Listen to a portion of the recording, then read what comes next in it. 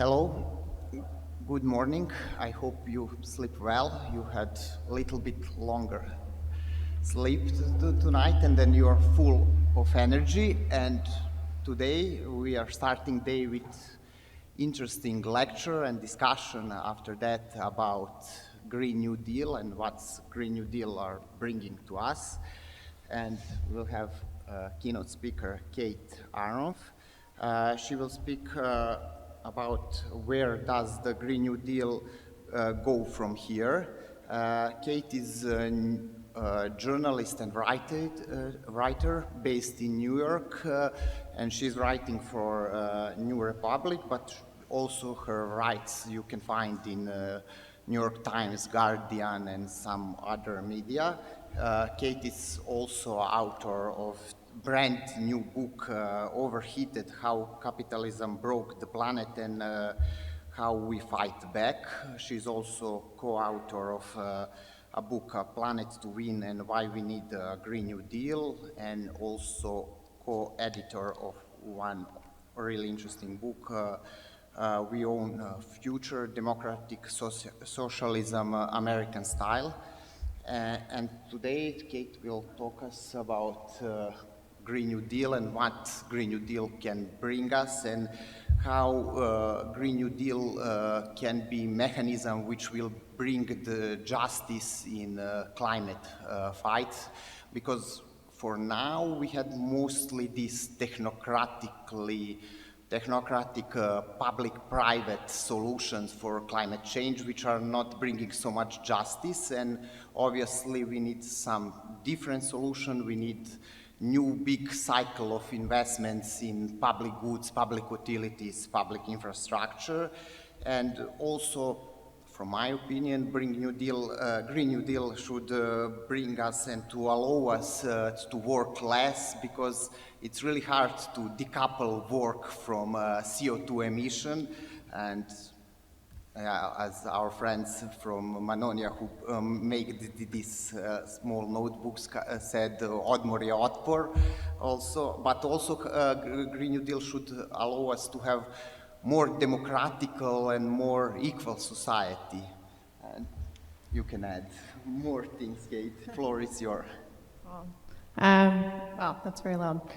Thank you so much first off, to the organizers of the event, to Eva, Johanna, and everyone else at Ministry of Space. I'm just so grateful to be in person doing internationalism again, which has been very tough over Zoom from the United States to connect with anyone outside of the country or outside of this 1 mile square radius around my house for most of the last year and a half. So just incredibly grateful to be here and to be with all of you. I want to start off the talk just with a little bit of a preface, which is to say the Green New Deal is a concept, as I'll explain in a little bit, that is very, very much tailored toward the United States as a major economy, as a major extractor of fossil fuels, and very sort of responsive to the particular conditions of the country where I live. And so this presentation, a lot of it is meant to give sort of a state of play about the status of climate politics in the United States, which, spoiler, as many of you are probably aware, not great, and to give a sense for kind of what the kind of left end of the climate politics spectrum is pushing for, what folks that I am sort of comrades with and in a political community with are hoping for, and to see the gap between that and sort of where things are in the US. But I'm really excited in the discussion to talk about what this could look like for the Balkans, and just to hear sort of what resonates, what doesn't, and kind of how you all are thinking about doing ecological and climate politics here, which is what I'm really excited just to learn about. So hopefully we can have a long discussion section. Hope this, I've imagined people are fairly, well kind of versed in what is happening in the U.S. as we sort of project ourselves out in very irresponsible ways to everyone on Earth. Yeah, just excited to kind of have this be a conversation, and for me not to, be sort of lecturing too much from here. Is this okay? Cool. I think this just has to stay live for a bit. So I have titled the talk, the sort of name on the program is Where Does the Green New Deal Go From Here, which I'll say a bit about, but also want to sort of talk about the bread and the roses, which I'll explain a bit more in a bit, but look a little more broadly at climate politics. But I will start with the Green New Deal, which is a project that I have done some work on and written a lot about, and give some context for that before launching into a bit of a broader discussion. Are folks familiar at all with who Tom Friedman is? New York Times columnist. Very, okay if not, very sort of center-right politician, but the phrase Green New Deal actually was coined by this, sort of not very beloved character in US politics in 2007.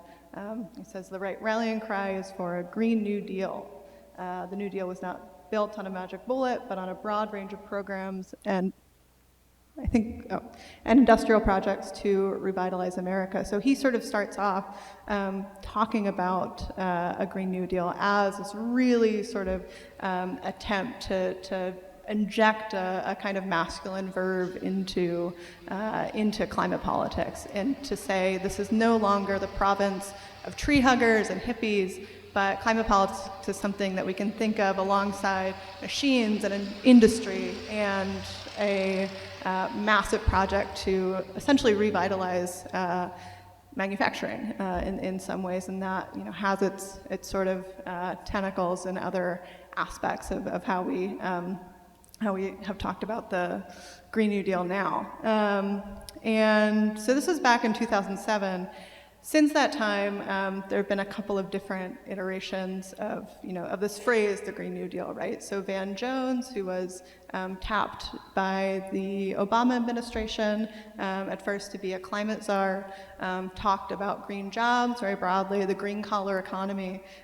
He did not end up taking that position, but was one of the first people in the U.S. context sort of putting out this type of framing. But the reemergence of the Green New Deal in 2018 has a bit of a different lineage. So I started getting involved in climate politics right around when I got to college in 2010. And at that point, most of the conversation, if you were interested in being a climate activist in 2010, 2011, what you were told to do is sort of encourage people to ride their bikes instead of driving, to recycle, to get involved in things like composting, these very sort of lifestyle-based solutions that just seemed so far off from the scale of the problem. So from that point on, we see a couple things happen that, some have to do with climate politics, some not. So Occupy Wall Street emerges in 2011 with the occupation of Zuccotti Square in New York,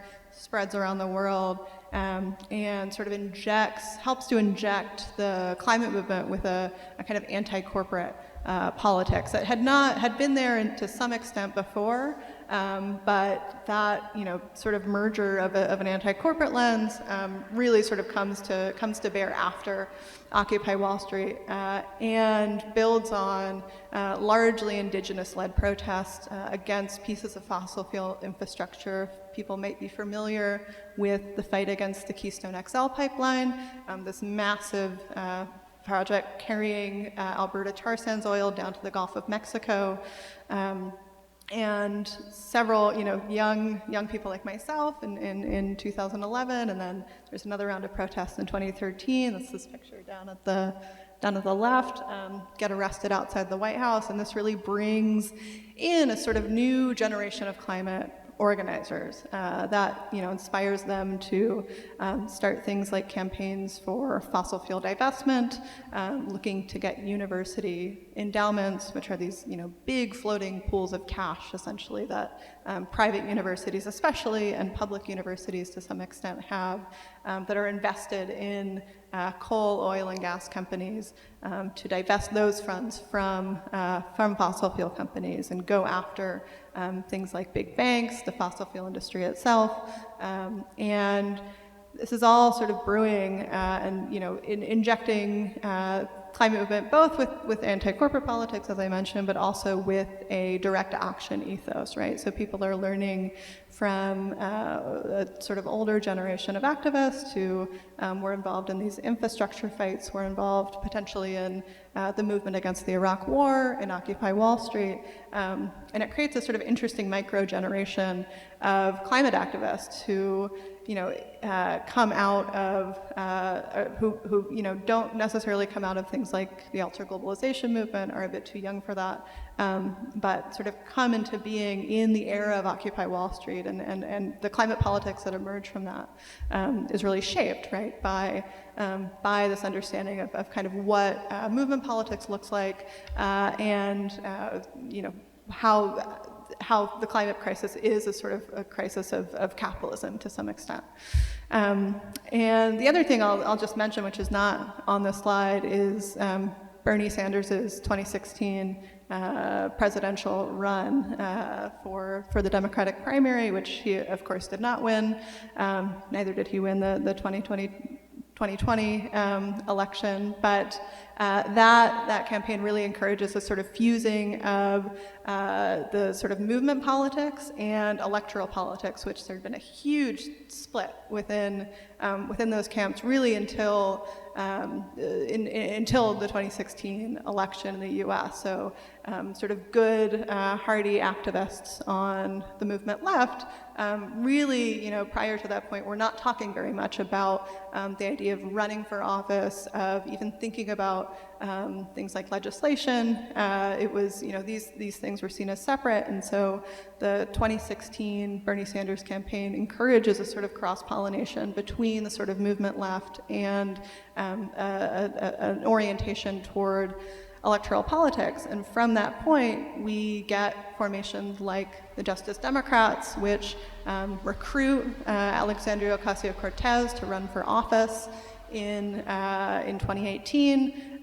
Several other people, the Squad, as people might know, Ilhan Omar, Ayanna Pressley, Rashida Tlaib. And so by the time we get to 2018, we have something that's really novel in the United States, which is politicians who are accountable to some extent, and my friends on the left debate to what extent that is, who feel accountable to social movements, who feel accountable to really responding to what it is folks are saying. And what's interesting, and I'll get to this in a bit, is that climate was not central to really any of these campaigns. Alexandria Ocasio-Cortez mentions climate, on the campaign, runs on something called a Green New Deal, as many of these sort of left movement candidates do.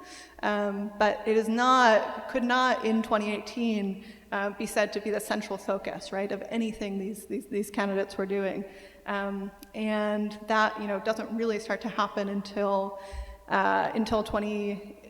they win their elections in 2018 officially, and on the first day, or within the first 2 days of the new Congress being elected in November 2018, we see this action at House Speaker Nancy Pelosi's office, which people may well have seen this image before, and this is sort of where the Green New Deal starts to take off as a demand in the United States. And so, as you'll notice, the signs for this day do not include the words Green New Deal. It says Green Jobs for All. Do you have a plan? The sort of the 24 hours leading up to this event were where that demand starts to crystallize through, a series of things that are not super worth getting into, but it was a very sort of almost accidental process by which the Green New Deal comes to be a major demand of the climate left. in the United States, but there had been this sort of coalescing of energy around what becomes the sort of main intervention of the Green New Deal, which is to reframe climate politics from an issue of sacrifice, right, of collective belt tightening, to one of abundance. And this is, again, very, particular to the United States, to say that in the wealthiest country that has ever existed, we should spare no expense, right, in taking on this massive existential threat. So just before this action happens, right, the Intergovernmental Panel on Climate Change releases its special report on 1.5 degrees Celsius, the difference between 1.5 degrees and 2 degrees. People are I'm sure aware of this report, and the response from establishment Democrats in the United States is to say, well, we'll convene a special committee. We'll reconvene a committee that had existed in 2009 or in 2007 that created legislation in 2009, and we'll have them look at the problem and maybe see about doing something at some point, right, about climate politics. And there's no appetite really among Democrats in the United States at this point to do really anything about climate politics. It's something that's worth having a good line on. It's something that is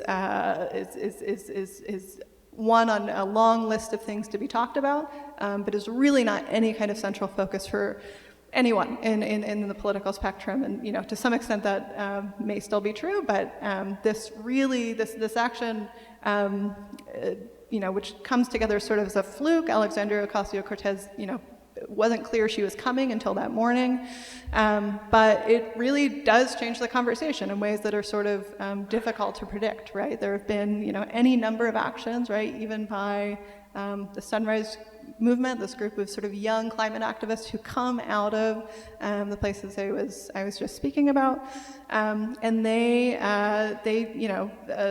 hold this action, and we're just not clear whether any press is going to show up, whether any Congress people are going to show up. But it really does catalyze this conversation around a Green New Deal, and sort of forces a sort of different kind of a different kind of conversation about climate politics to be mainly, as it gets picked up sort of in more mainstream circles, about an investment program, right? About spending a lot of money to take on the climate crisis, and that has resulted in a number of really sort of rhetorical shifts, right? In how Democrats talk about this and how people around the world talk about climate politics. But I just want to point out sort of with this, that the Green New Deal itself is not really a piece of legislation. It is not a plan. It is a sort of idea that people pick up and run with in different ways, but exists, in a pretty discrete way in the United States in a couple of very sort of small places. And so you have the Green New Deal resolution, which Alexandria Ocasio-Cortez introduces in March of 2019. So after this sit-in, it is a non-binding resolution. So this is not a law. This is not something that will become law, even if it had the votes to do that. And this establishes responsibility of the federal government to keep warming under 1.5 degrees through a fair and just transition for all communities.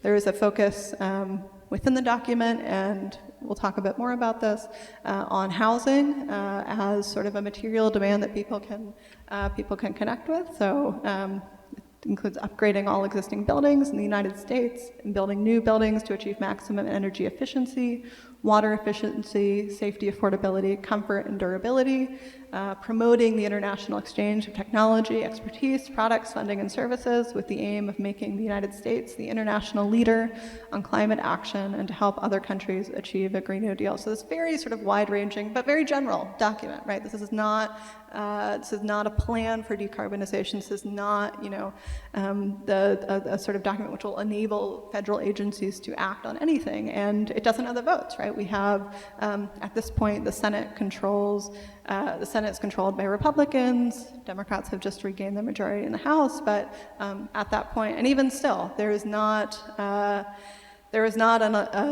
political quorum for getting a Green New Deal into law in the United States. And for now, it exists as a series of non-binding resolutions and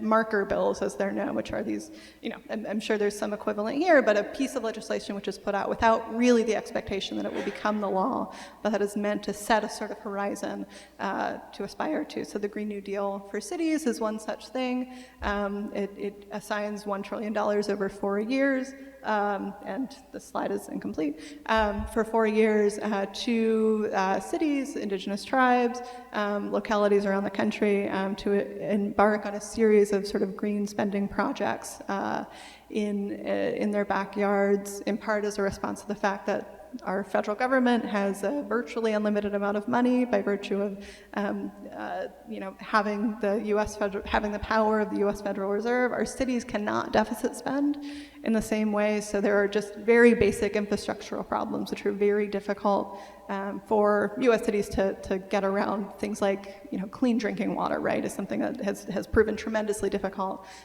for cities to have. Very basic things can seem very exciting in the context of austerity in which many cities find themselves. The Green New Deal for public housing was introduced first in 2019, and this would allocate $172 billion to retrofit 950,000 public housing units in the United States, many of which are in severe disrepair, and would represent an energy cost savings of up to 70%, cutting public housing bills by $613 million per year. There are sort of local iterations of a Green New Deal. So where I live in New York City, we get local law 97, which is a project that comes out of the building trades unions and some sort of climate-aligned NGOs, and requires New York City buildings, large New York City buildings over 25,000 square feet to slash their greenhouse gas emissions by 40% over the next decade and 80% by 2050. And what's important to note about this bill, besides representing a sort of novel alliance in the U.S. between trade unions and climate activists, which has been very tough to come by historically, is not unique to the U.S., but freaks developers out, and have been, since this bill passed last year, in the process of trying to really undercut it. And so it's just the sort of beginning of starting to come up against the challenge of capital to the decarbonization project, which I'll say the Green New Deal does not pick all of these fights, right? And so in framing the climate challenge as one of investment, of big public spending, the Green New Deal really focuses on that positive vision, right? And does not do, some of the more confrontational things that we might like climate politics to do, right? Like going after the fossil fuel industry, for instance. There's no language, much like the Paris Agreement, in the Green New Deal resolution text about fossil fuels, right? This remains a third rail, even within U.S. climate politics, to go after the fossil fuel industry, which is a sort of massive job creator, culturally important in a number of ways that I'm sure people are aware. But that is the sort of final frontier, in a sense, of what climate politics looks like in the U.S. And so what the Green New Deal managed to do is to, shift the conversation, right? But we are still very, very far off in the U.S. and, and around the world in figuring out, what it looks like to bridge that gap. But you see things like the Democratic presidential primary in 2020. Every sort of candidate is competing with one another for the first time, really, to figure out who can spend more trillions of dollars on climate policy, which in the context of the United States has never happened, right? This is something that, climate change was barely brought up. I think it came up twice in the 2016 debates. I'm forgetting whether that's the primary or the general election, but is barely mentioned, right? In 2016, 2018, really since the Obama administration, we get almost no talk of climate policy in, the second largest emitter on the planet. And so this, does start this conversation. Of course, the most sort of ambitious plan out of that primary is a $16 trillion plan from Bernie Sanders, and of course, who wins is Joe Biden, pictured here, showing off an electric vehicle in front of the White House. And he was, the least ambitious climate candidate out of the bunch, but is, sort of forced to say something, right, about climate politics. And so going into the Biden election, expectations were fairly high, right, or fairly low, right, for a Biden administration, historically a moderate, and comes out not too long into taking office with something called the American Jobs Plan, which then gets watered down into the thing that is sort of I'm happy to be away from right now, the budget reconciliation process, this infrastructure debate, which will be sort of the place where any climate politics happens for the next 10 years. And it's important to note that is not an infrastructure bill, right? That is not a climate bill, right? That is not something which will commit the United States to any sort of reductions over the long term. What it will do is spend some money on climate priorities, so building transmission lines, investing in electric vehicles, and some sort of tweaks around the edges for things like housing, for things like solar tax credits and all of this, but is very limited, right? The spending happens over 10 years. In the context of the United States, that is just not a lot of money, right? $3.5 trillion is simply just not what we have available to us. So there is probably not going to be, there's not going to be a Green New Deal in legislation in the United States anytime soon. And, I think it's worth just noting sort of the way in which this gets picked up by people like the Biden administration and by sort of mainstream politics. This demand for a massive investment program is very much in the mold of revitalizing the U.S. economy. So really does sound a lot like Tom Friedman back in 2007. So is very focused on making the U.S. a leader, on keeping us, on top in some sense. And Joe Biden's quote that he has said a lot is to win the future, right? Is to outcompete China in particular, to be economically dominant in a series of green sectors, which we're very far off from, and that's a bit different, I would say, than what many on the left, would like from a climate policy program, and is and has yielded very, very little fruit so far. So I want to talk a bit just about things that are not in the U.S. of course. The way that the Green New Deal sort of trickles out into the international conversation.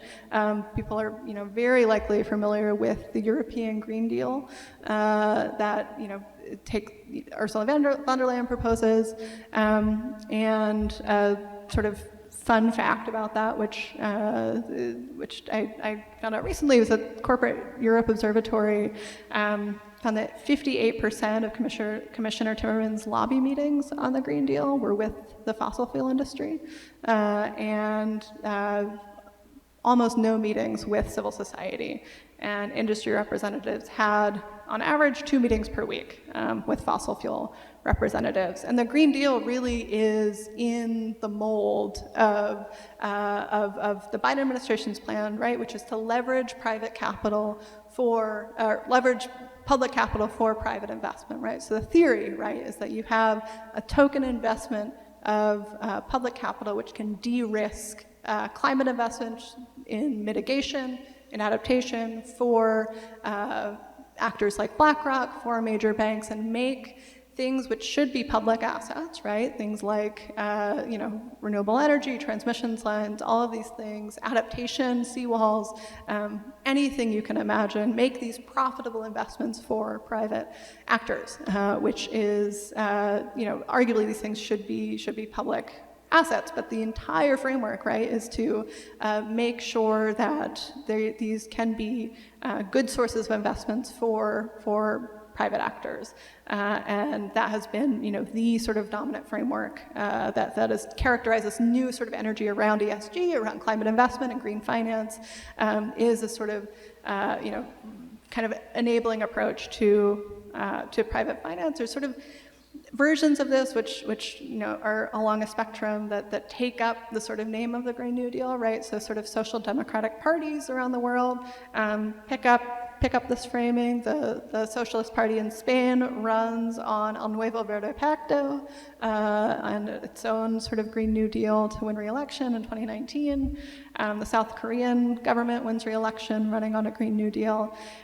So rhetorically, this phrase gets out there in a number of ways, but its institutional legacy is pretty limited, right? We have not seen, something which would approach even the sort of proposal laid out in 2018 by Sunrise and Justice Democrats and Alexandria Ocasio-Cortez, and we're in a sort of sorry state. The Democrats are probably going to lose re-election, lose the House of Representatives. That's what looks likely right now. It's not a guarantee.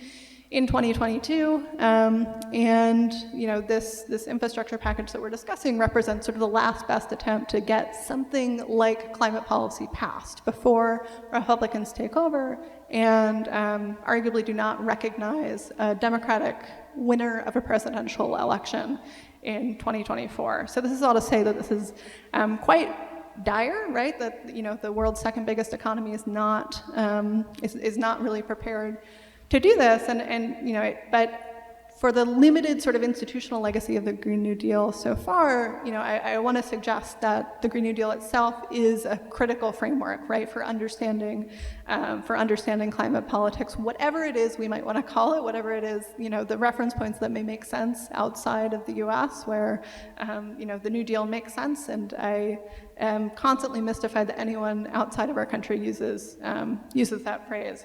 But just want to, sort of emphasize how big the problem is and just why a radical Green New Deal, not an attempt to leverage public investment, mobilize private finance, the sort of Green Deal, green vortex approach, as it's been called in the context of the Biden administration, how far off that is, and why what myself and my co-authors have called a radical Green New Deal is the pragmatic approach to dealing with the climate crisis.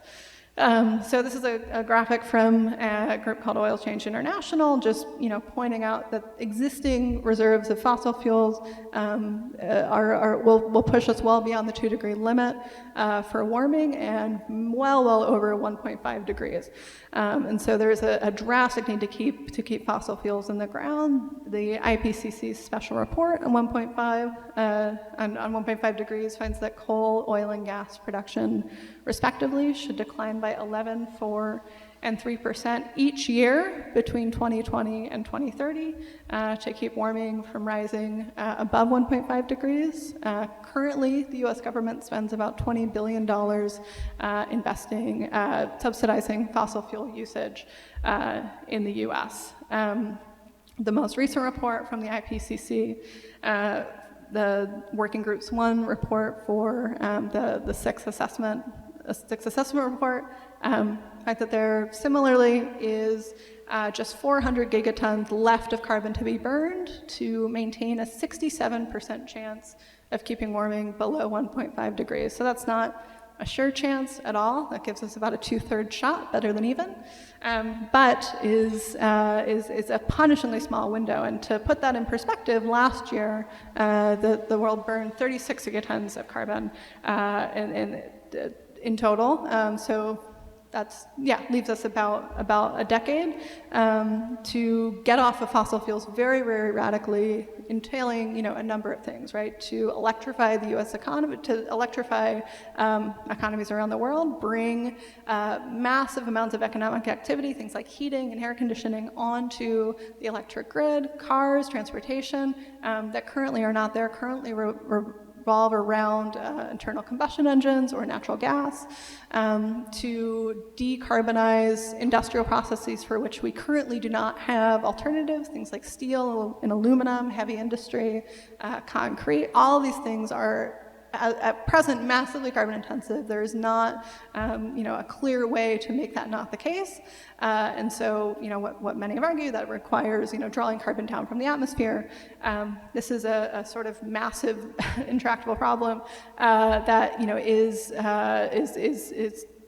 really sort of almost unfathomable for people to look at, and has created this massive gap, right, between what is possible politically and sort of what is on the table. And just to emphasize again how much responsibility the U.S. has for this problem, and why this sort of massive project of bringing down our own emissions is so critically important, and unique to the U.S.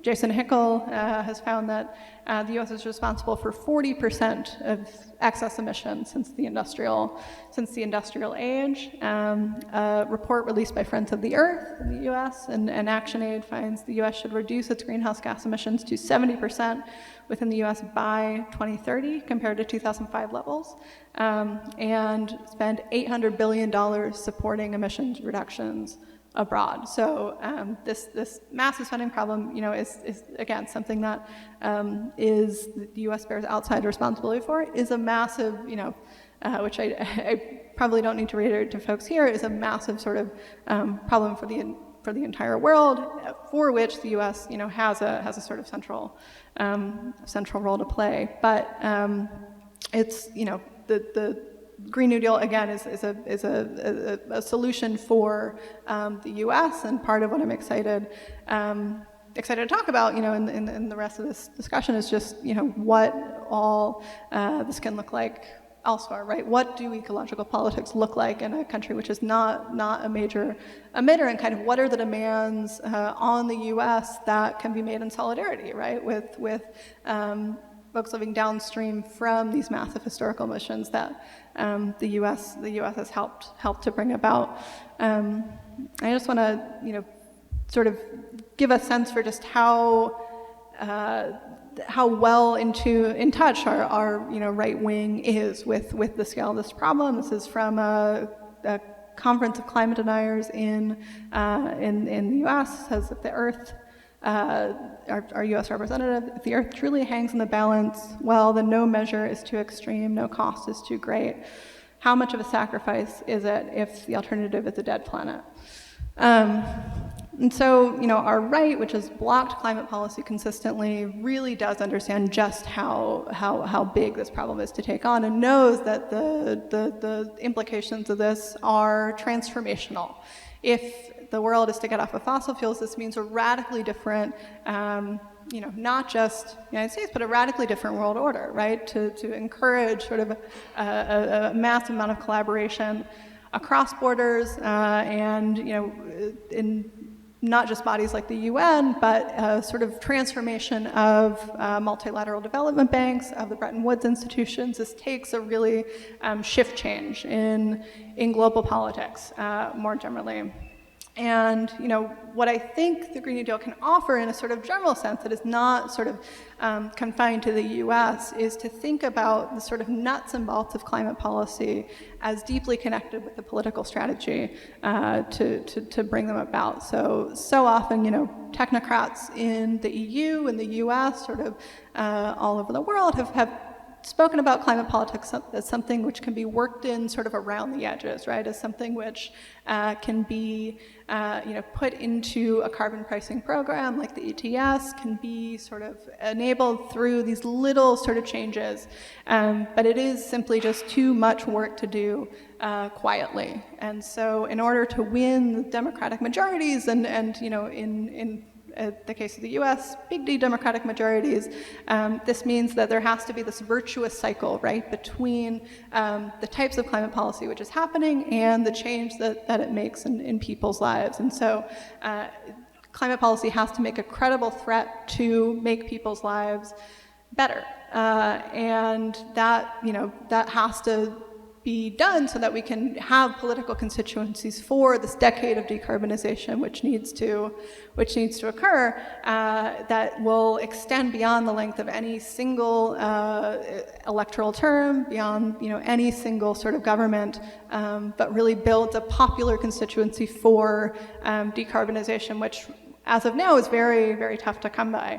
And so, I like to call this a sort of bread and roses approach to climate politics, right? And so if you think of the bread as being, the sort of basics, right? The sort of hard work of decarbonization, electrification, building a lot of transmission lines, getting, moving to solar and wind, right? These are things that are not especially exciting, right? They are just basic necessities for life on a habitable planet after, in the era of the climate crisis.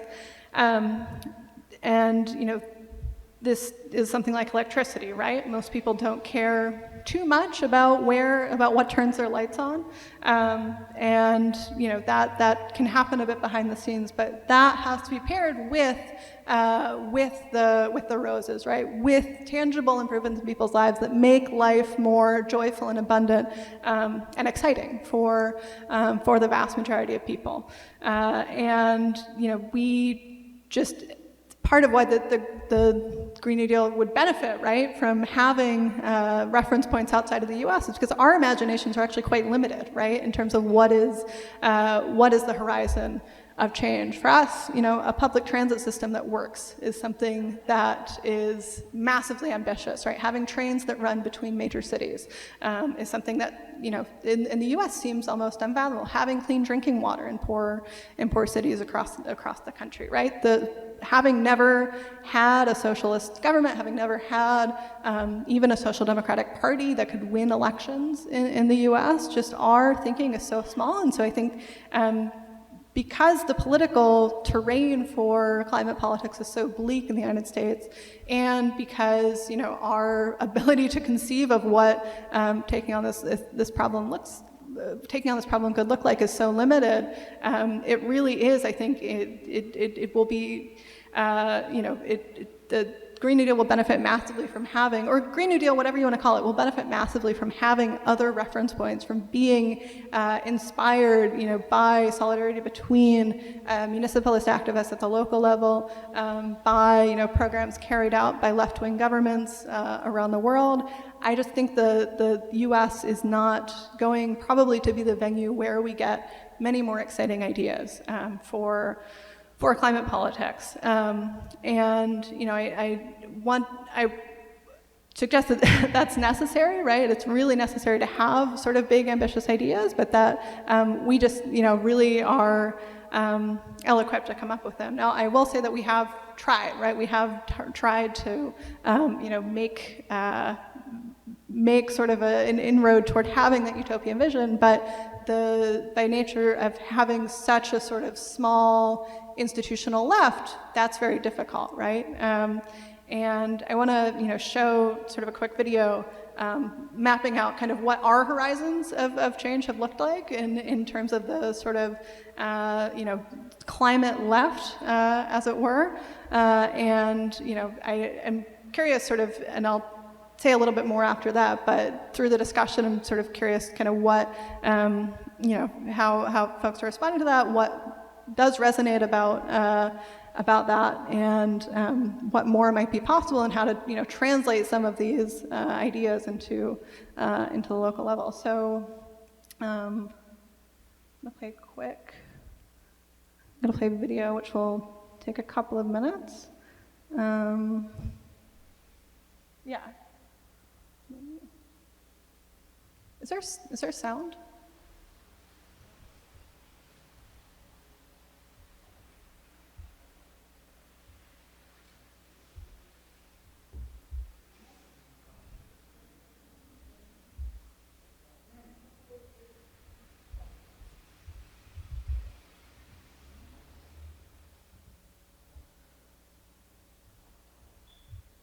It's also fine if not.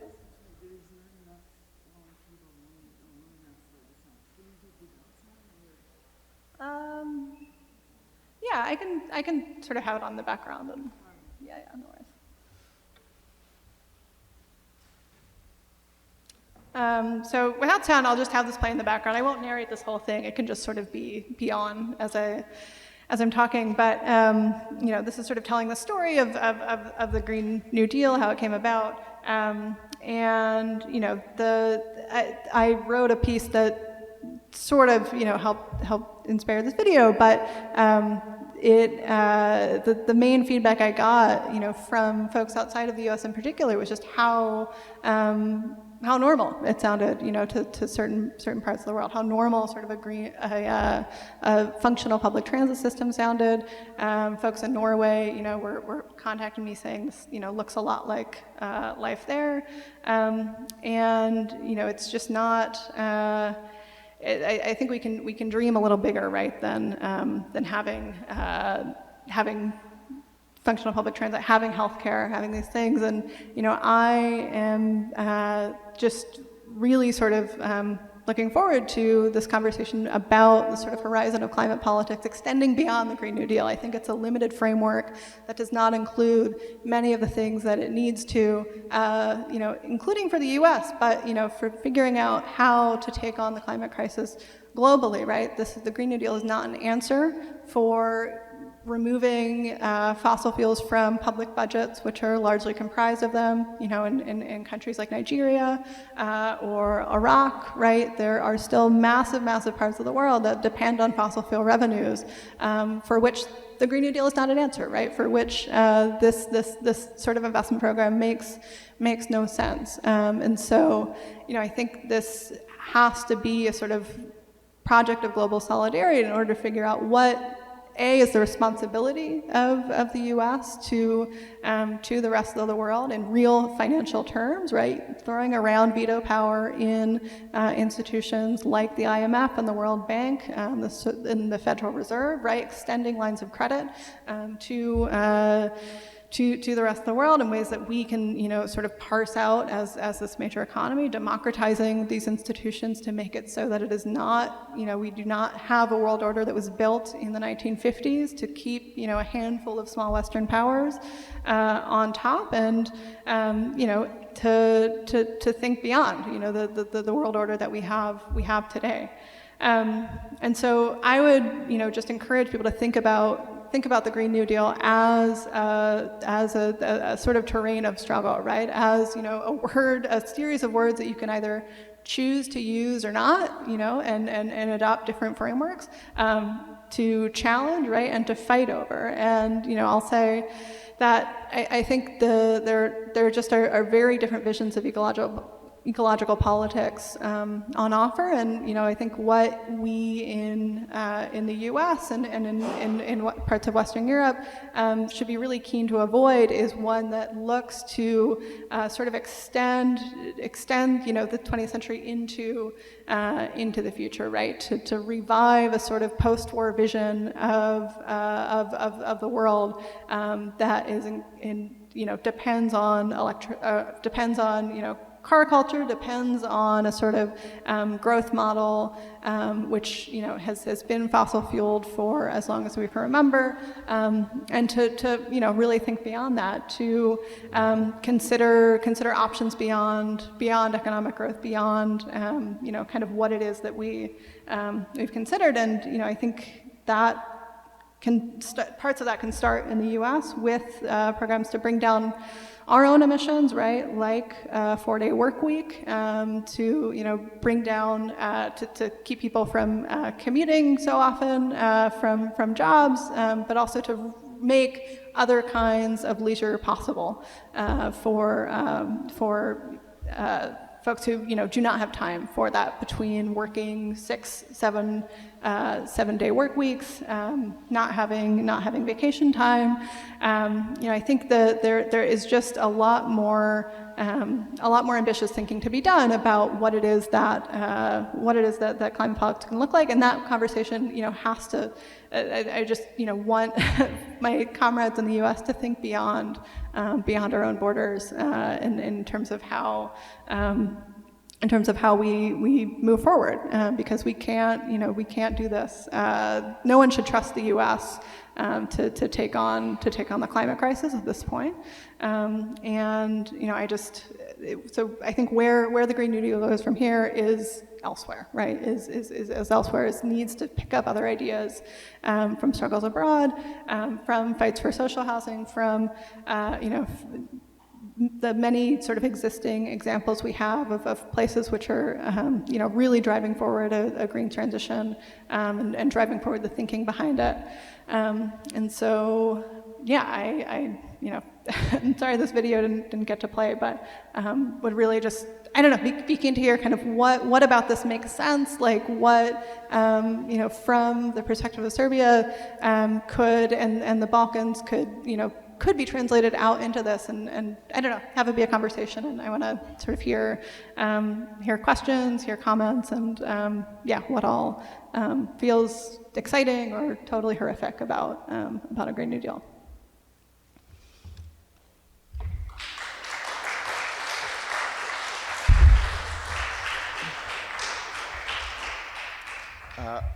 Thanks, Kate. We'll open floor for question and comments, but firstly I will use my role of moderator to pose some question. We have a whole model where we're talking about just energy transition, and yesterday we started to talk a little bit about this just energy transition, and here about Green New Deal, I understand maybe we will reduce carbon emission, and maybe we will create some green jobs. But also for me, it's a question who will pay for this transition and how to ensure that this transition will be just.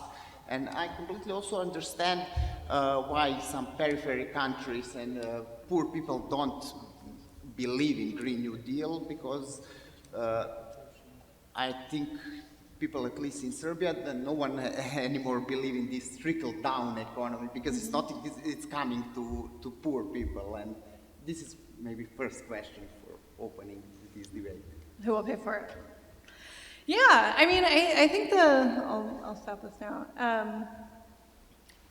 Yeah, so I talked a little bit about the IMF and World Bank, where where the U.S. still holds veto power, where we still have way too much power in general. But I think as someone who is unfortunately for my day job forced to think about U.S. politics far too much, I think the U.S. has to pay for a lot of it, and to sort of galvanize countries around doing that. And the model of climate diplomacy, which we've pursued, has been to go around the world and sort of wag our fingers at other countries. So a sort of common talking point you hear is that, oh, most emissions are not coming from the U.S., our emissions have been going down, or not coming from Western Europe, their emissions have been going down.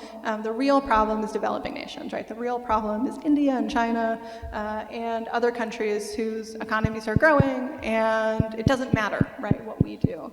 What I think that ignores is the fact that we have an enormous amount of resources to make a transition possible for the rest of the world, and to put into things like the Green Climate Fund, which is I think of sort of limited use, this UN body set up under the auspices of the United Nations Framework Convention on Climate Change, which is funding sort of projects on a individual level. But I think there is just the sort of equity question is not an incidental one when it comes to climate, right? Because it's all well and good for the U.S. to decarbonize, and there's absolutely no reason why that would extend beyond U.S. borders if that's all we do. And so I think there just has to be a real flow of resources in terms of financial commitments to bodies like the GCF, to debt relief, right, and encouraging that within the Bretton Woods institution, to extending lines of credit from the U.S. Federal Reserve, to having I think pushing a conversation about a debt jubilee potentially, because we're in just a very unique financial situation of having so many resources. And I think there is not, there's in some ways a more easy path toward that, because it doesn't rely necessarily on congressional action to sort of throw our weight around in those bodies. But yeah, I think the rich world has to pay for a lot of this, and that I just don't see how it happens without that, from like a pure financial perspective and from a pragmatic perspective. Like diplomatically, there's just no reason for for less wealthy countries to spend a lot of money on a climate transition if there is not some good faith commitment from wealthy polluters to do the same and to repay back their climate debt, which is owed largely to the global south, is owed largely to the places where my country, where lots of Western Europe has sort of gone and extracted resources and labor and gotten very rich off them, and that puts us in a much better position to to decarbonize our own emissions very quickly, but also to fund things like technology transfer and global redistribution, which sounds like a cop-out answer to say we need a redistribution of global wealth, but I don't see a path toward climate action without it. Thanks. Maybe now we can have comments, questions. Yeah.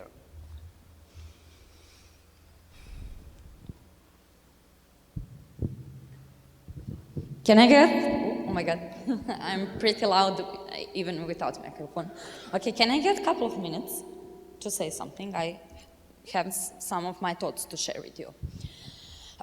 In the end of your speech, your presentation, when you mentioned some examples of new green technology which should help us to live more sustainable, connected with the environment, to fulfill that task for high quality of urban living. One of the first examples you showed us was electrical cars. First, I want to say, let's imagine I'm ordinary person, regular girl who works in supermarket. I have small wage, I'm using public transport, I don't have money to buy electrical car, probably neither in some later part of my life I won't be able. What is electrical car for me? That is some expensive, very luxurious toy for rich people. Mm-hmm. Again, I am at the bottom of the society. And what is with that topic about climate change for me? Nothing. That is something distant, something very, very, I don't understand that. Then we are all here, scientists, PhD students, professors, and etc. We constantly talk about climate change, climate crisis. You said a couple of very important numbers, but those numbers means nothing to me. I don't understand that. We, as a scientific community, we constantly repeating same sentences, which doesn't mean anything to public. And you said a couple of times public, regular person, everyday life, but we don't communicate with that everyday life in proper way. I don't see that in USA, I don't see in Western Europe, I don't see in Eastern Europe, I don't see in Serbia, I don't see that in China, Japan. And every social change, for every social change, it is necessary to have public awareness. Kate and I had very thorough conversation last night about that public awareness. And then we are talking constantly about that. We are in big problem right now. We have that new IPCC report about current situation in the area of climate change. And then in the same time in USA we had a huge promotion of space travel. And we are talking about decarbonization of global society. At the same time we are spending unbelievable amounts of fossil fuels for that cruise. And I don't see, I see just meaningless, endless speech without any true action. I don't see any solution green. We are talking constantly. We are so developed now. Technology will save us. We are so stick to that new technology. But is there any real solution which can help? I'm that girl from supermarket. I need something to show me, to give me, which will improve my everyday life. Neither Tesla car, neither some fancy, last night I have talked about luxurious yacht made by a crown company based on lithium, and we talked about that last night. Neither that car, neither that yacht will improve my life. I want to see true action. I want to get real information who will be understandable for me. Because I don't want scientific formulas. I don't want to hear some big stories about what will future do by 2050. I want to see something, and I don't want to be blamed for everything. Eat less meat. Don't use plastic bag. Leave that plastic straw. Mm-hmm. I mean, I'm just a regular person. Sorry. Okay, that is that. No, thank you. Yeah, and I think just there have not been climate activists have not figured out how to do that very well, is to communicate what climate policy is good for regular people. And I mentioned EVs. I hope it didn't sound like I was so excited about electric vehicles as a solution to climate change, because the U.S. that's part of the problem with us, right? And there is this vision that I think is really dangerous of climate politics in not just the U.S. I think this is true to a certain extent in Western Europe, but because we're so car-centric, of just supercharging the sorts of consumption that happen now and putting those on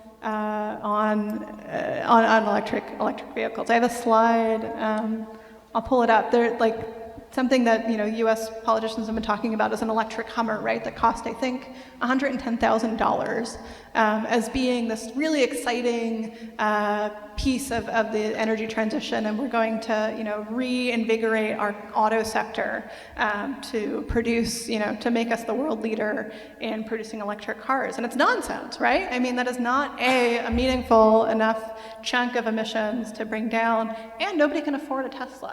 Nobody can afford an electric Hummer, and we probably shouldn't have them on our roads because they're disruptive, right? They're make our cities worse. They run people over, all those things. So I would not say electric vehicles are the solution. But I think what the challenge is exactly right, to make climate policy something that people who can afford Teslas, who are not going to buy all organic food, or to make the sorts of green lifestyle choices, to make that really exciting. And I think that is a lot of pretty unsexy stuff.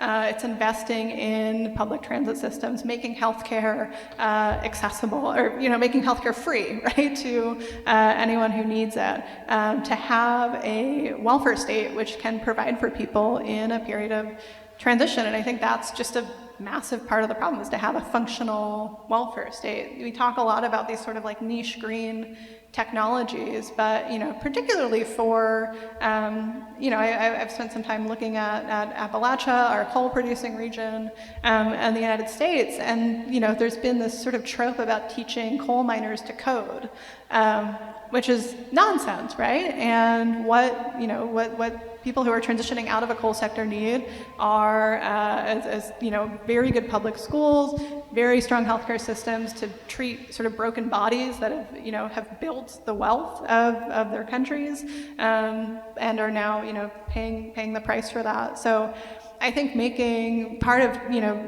part of what I hope will be sort of a vision of a Green New Deal going forward, and which I've written a bit about, is just to fuse it with a much stronger welfare state. I think that's the baseline, right? Is to have people's lives improved in ways that are pretty, in some cases, pretty delinked from these like green technologies, which are important, right, in their own sort of way, but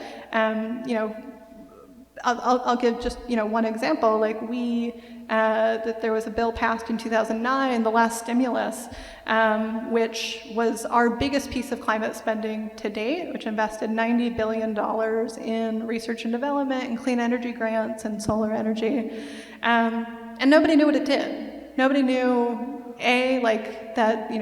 what any of these programs are, and in 2010, the year after it passed, 6% of Americans thought it had created any jobs, right? There was no sort of perceptible benefit to the US, and that was a huge failure, and the Republicans went on to win every election since then. So unless climate policy can really be seen as something which makes people's lives better in ways that are felt, right? And in ways that are not, there is an electric car available that I can't buy, not to mention the fact that that's, fueling all kinds of extraction throughout the global south for things like lithium and cobalt, and, just encouraging us to keep making our cities worse with, more car travel. But yeah, I would just basically agree with everything you're saying. I think that the climate policy has to make people's lives better. A lot of that is just sort of basic welfare state stuff of making life livable, and fixing the sort of problems that are, might be said to not have anything to do with climate politics, but absolutely do, because who's going to,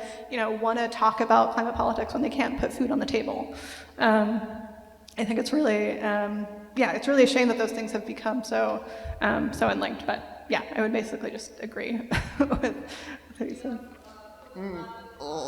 Milice, let's not go into debate, because we have also other questions, and I will use my role of moderator and try to also answer to you a little bit. I think it's always we need always to repeat again and again and to talk again. And yesterday we talked about narratives and how we need to create narratives and stories, but also we need to talk about data.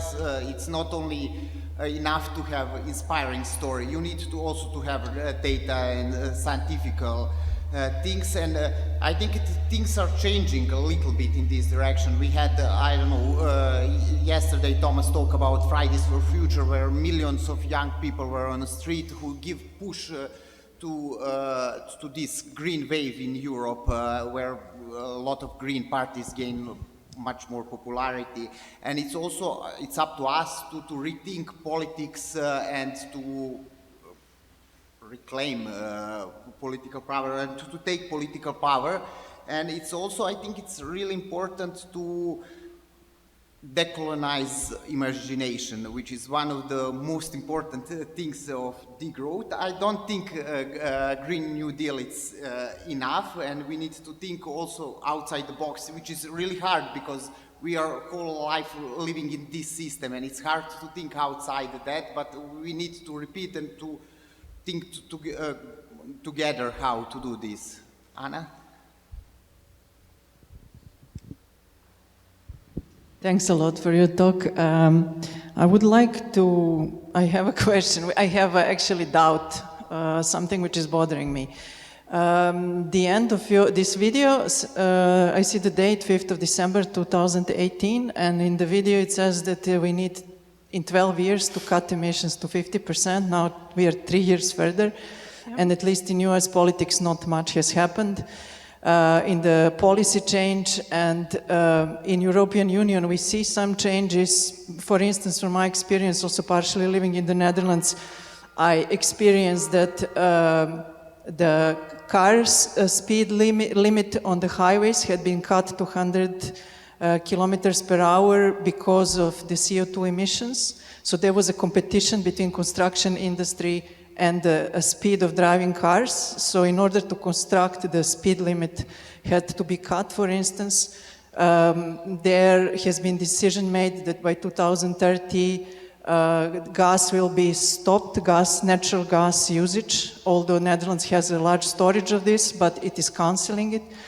But still, this is too slow. And on the other hand, we see, and we would like to see inspiration in municipalism and in progressive left policies and politics. But on the other hand, it might be that Chinese way of authoritative government will be solving this much quicker. And this torn apart speed of the process that we need to go through and the democratic process that we need to go through is something which is really bothering me. And I cannot weigh what is more important in this. Is it more important to react quick, or is it more important the way that we will go through this transition? So I would like to hear your view on this. That's the question that's been keeping me up at night. So, yeah, I mean, I think there's no easy answer. I mean, I tend to weigh on the side that we need more democracy, not less. I mean, if you look at something like the Paris Agreement process, right, and the UN, like our framework for taking on climate change internationally, right, is out of this institution which, at some point in our history was thought to be, a venue for a more democratic world order. I mean, there were proposals from the non-aligned states to democratize the UN, to have it be sort of one person or one country, one vote, and the U.S. attacked those proposals, and powerful countries really sort of undermined efforts to build a more democratic world order. And so the place we're left in is that, like, the U.S.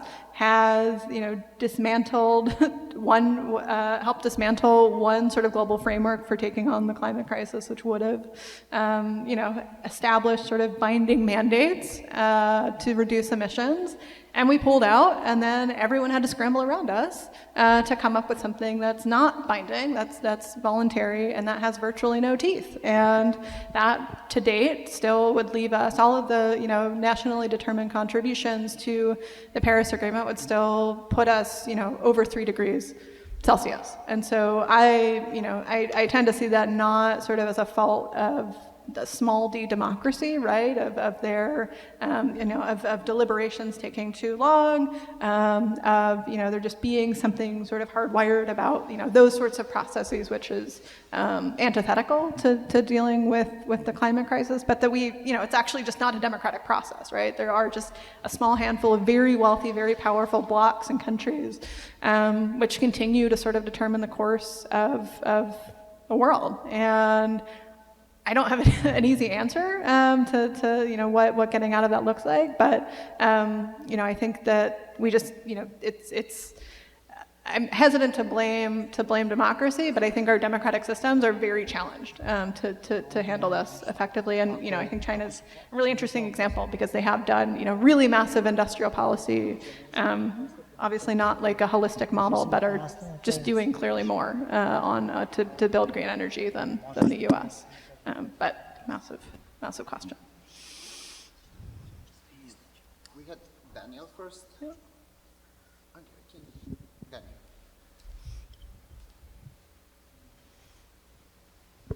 Hi. Could you elaborate a bit more on the question that was originally posed by the moderator about the energy transition, looking at the issue of scale, taking into account that however ambitious national Green New Deal might be, they will never be enough, and that we need a sort of global New Deal. So what are the prospects for that? Also the issue of urgency and timing that was already posed by the previous question. And also the importance of public ownership, because I think that's crucial. And you included some slides there referring to Mazzucato and Han Yujian that talk about this. And I think we need to have a much deeper conversation about public ownership, especially in the energy sector. In October, we, and I say we, is TNI and the Trade Unions for Energy Democracy, are going to publish a report that is called The Energy Transition Myth, where we argue that the energy transition hasn't even started, and that despite all the expansion of renewables and all the hype and the happiness of some of our friends and allies that says that solar, wind are becoming price competitive and therefore there is a bright future for renewables, we argue that that's really a dream that is not happening. and that without a massive shift to public ownership in a short period of time in the energy sector, we are doomed, and there are very few prospects to really tackle the climate disaster. Right. Yeah, the sort of contents for a whole other talk that I would be excited to hear too, Ed. give it some point.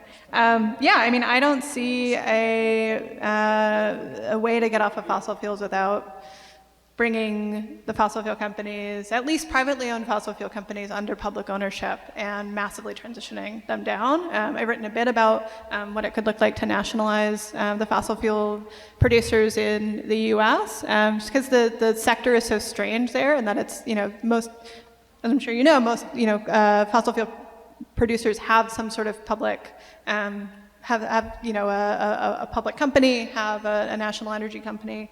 Ours is total anarchy, right? It's just all these private companies that the U.S. has never really regulated in a holistic way, has only sort of supported, and they do effectively whatever they want, and have just been encouraged by massive amounts of subsidies and public policy to continue extracting. And so the way I like to think about public ownership for fossil fuels in particular is just shifting the massive amount of resources that we already spend supporting extraction and putting that toward paring it down. So affecting a sort of managed decline of the industry. And to get to your point about the just transition, I think that's the only way it really happens, right? Is to have a sort of orderly path off, and I think nationalization is just the most sort of straightforward way to carry that out. And that's we've already seen in the U.S. I mean, and I'm sure this is happening elsewhere, but in the coal sector, right, which is sort of bottom lining right now for a number of reasons. Just private equity companies are coming in, snapping up these privately owned coal companies and just throwing people out on the street effectively, shorting them of healthcare, of pension obligations, of environmental remediation costs. And if this transition is left up to the market, that is what will happen, right? These, the worst sort of vultures of finance capital will come in, swoop up failing fossil fuel companies, and either fire a lot of people, throw people out on their backs, or continue to extract, right? When like BP, for instance, says it's going to reach net zero emissions by a certain date, it can sell off its assets to other less scrutinized, privately held companies, and they will just continue to extract. This just happened in Alaska. BP sold off a massive field there, and then these like very shadowy private drillers bought it up, and just the emissions have gone up since then. And so there's this sort of view of like this very sort of utopian market-based view of how the energy transition will happen, which you were referencing, right? That will just make renewables cheap enough, and they will magically sort of outcompete incumbents is nonsense, right? I mean, there's no evidence, which, two Ed's trade unions for energy democracy's work has, really helped me understand that there's just there's no precedent for the market managing this transition, and there really needs to be, in addition to, very generous welfare state support for folks who are transitioning out of the fossil fuel economy, which in essence is everyone. Some people more acutely than others. But yeah, I mean, I think, and I don't know, we could talk about public ownership of utilities as well, which I think is key too. But I think in terms of fossil fuels, there's really needs to be a sort of publicly managed transition, because the market just will not do it. Thanks. We have 3 more questions, and then next is Katarina.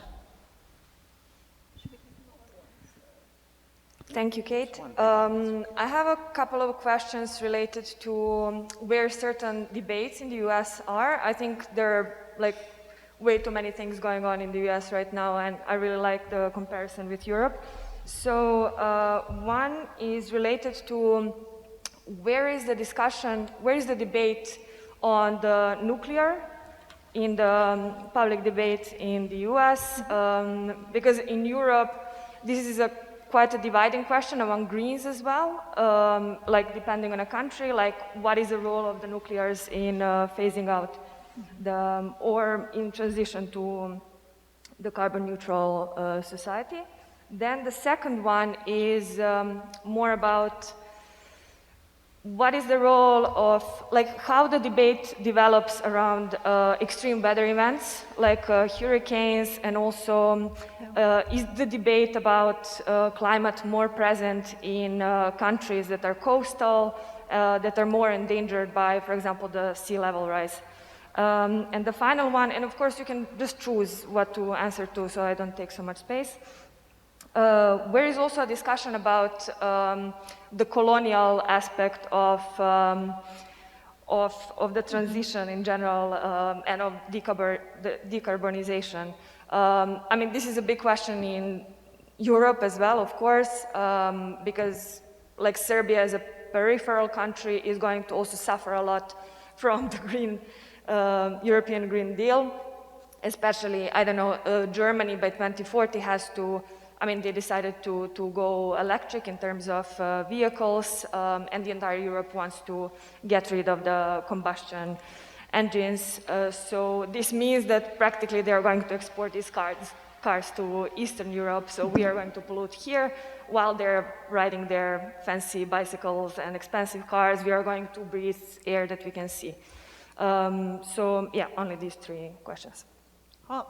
Yeah, I'll just go down the list. The nuclear debate is, as I understand it, a little bit different in the U.S. than here, just because our fleet is aging really rapidly, and you know there isn't like I mean, France, you know, gets talked about a little bit in the U.S., but doesn't factor in the same way that I understand it factors into politics on the continent. Or like the German energy transition gets brought up, but is not visceral in the same way.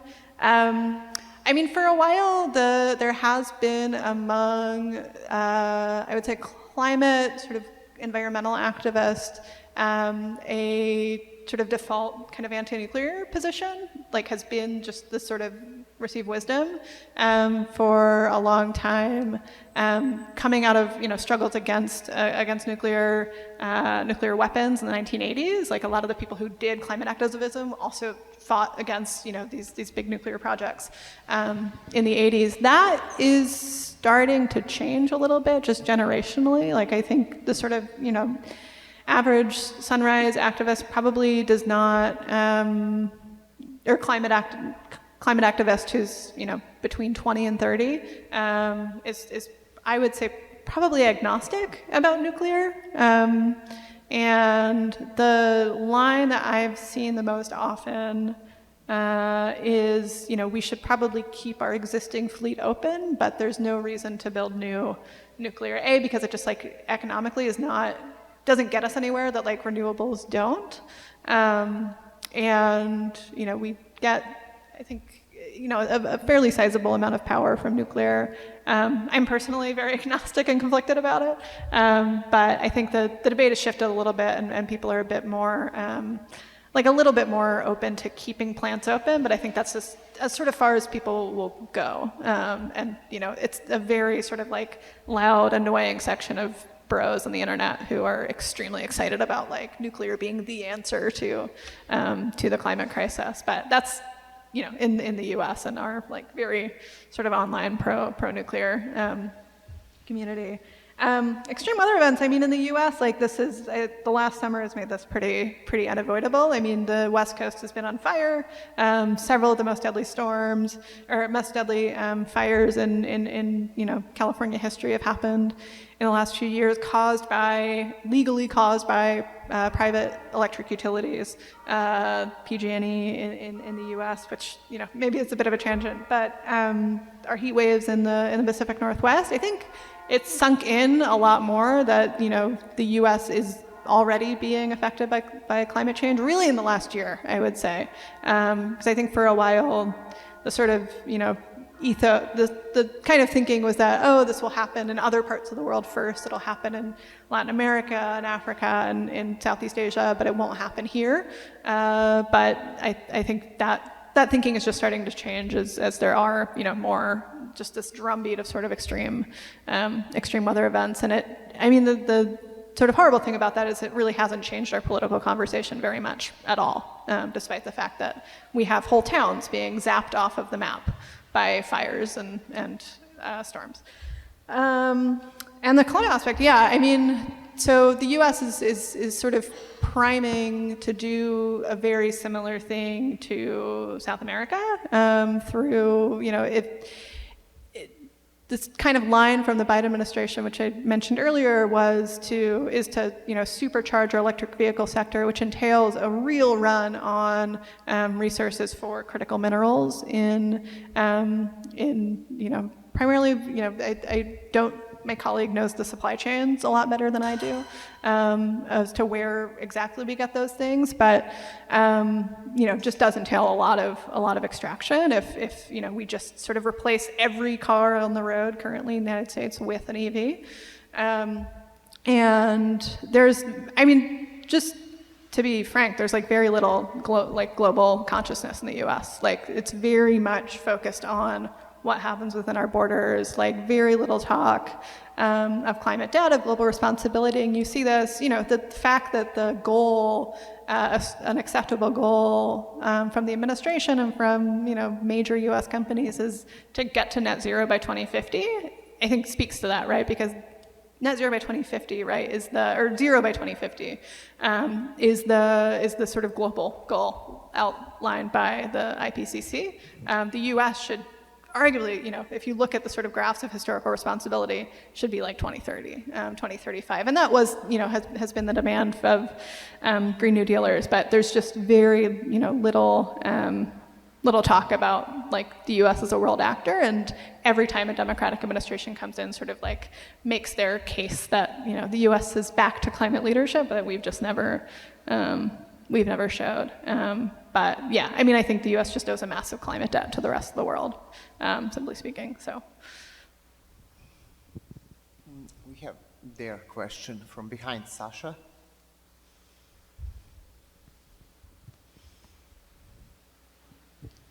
Hi, thanks. Well, my question is more of a comment regarding the China comment that Anna gave, and also this public ownership kind of question. It's my feel is that the democracy is not a problem, but actually, like this capitalist logic of profit maximization. And as we talked about, we touched upon it like briefly in Luca's talk yesterday. Even when the public companies are kind of returned, remunicipalized, or whatever, they continue to function under the profit maximization logic and also like profit making logic, and as long as they remain like that, of course, nothing will change. Doesn't matter if they are publicly owned or not. So my feel is if we discuss, like whatever policies, we have to put them in the framework of moving away from this profit-making logic into social reproduction logic or planetary reproduction logic. So anything, you said of course public transportation and stuff like that, but any kind of policy needs to like start from this logic, and this needs to be like a complete paradigm shift, which is essential, and without it, it's like just meaningless. Thanks. Maybe we have one more question and we can take these ones.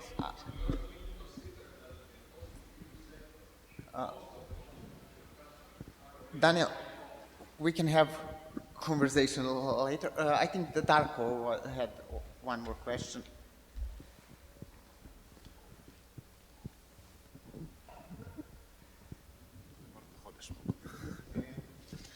Hi. Sasha said pretty much what I wanted to say, but just a bit to expand on that. When we talk about democracy, just a short comment on that. I'm afraid that handling of the coronavirus pandemic in a global north unfortunately showed that democratic process is not maybe the best when we have this kind of threat, and we can maybe agree that the climate change similar in a way that democratic process cannot be put in the hands of the people to decide on things in a process that they don't understand, that they need to sacrifice their maybe lifestyles that they don't want to for some things that maybe they don't understand, especially when you have confronting voices, confronting agendas from the different sides. I think that it has to be put in the hands of the experts for the things and not in general public for this kind of context. But we have much greater problem.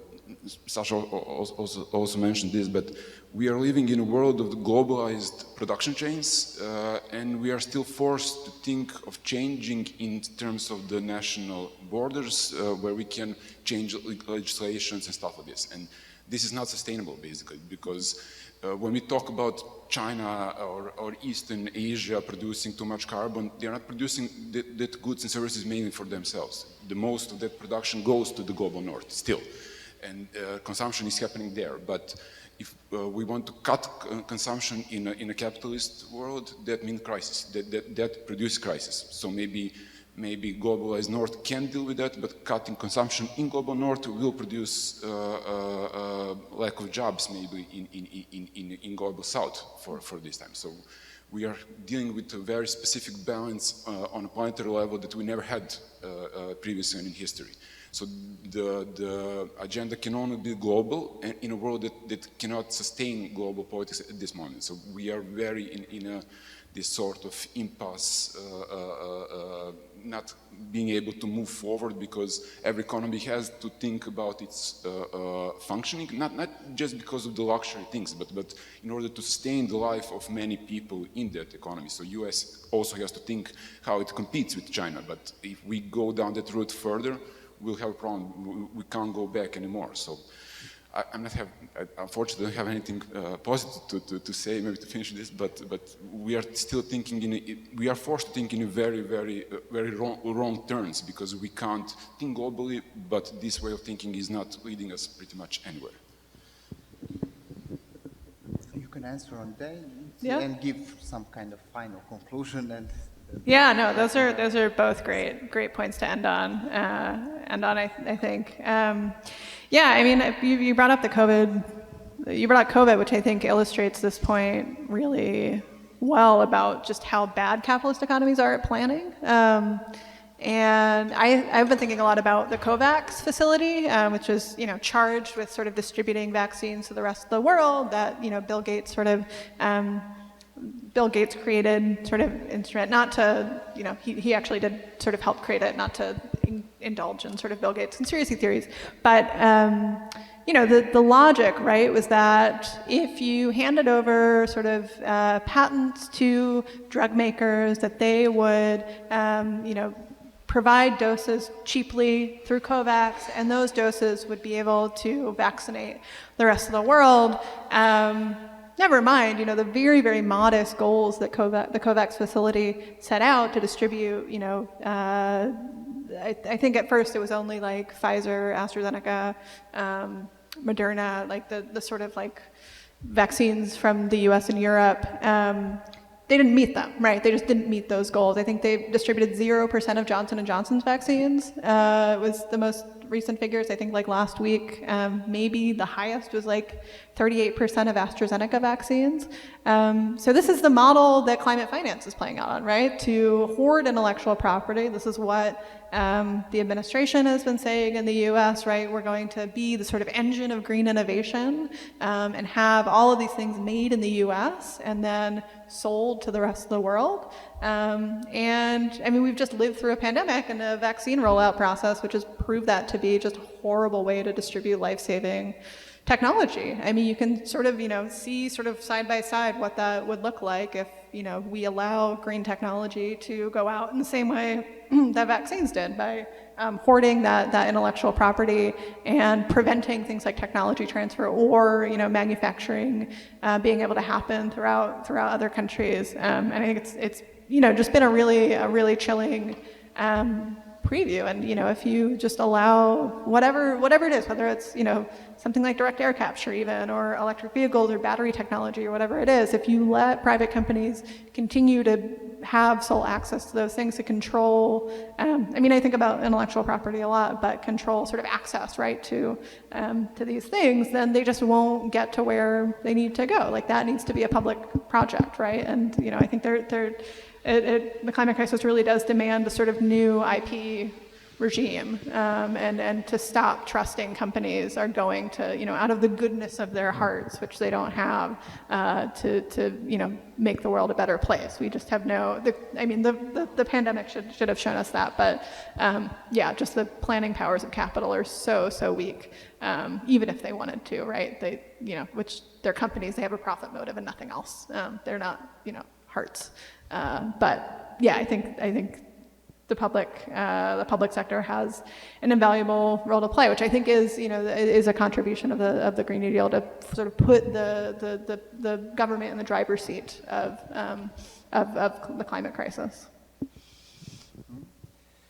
Thank you, Kate, again, and thank you all for attending this session. You had a bit longer sleep this night. Now you will have a bit shorter coffee break, and we are continuing after coffee break with our parallel module session, and also we will talk about a lot of things which we mentioned today during the session, more in depth during the parallel session and during the workshops. And you have on your Viber, do we have some more technical information? Okay, thank you.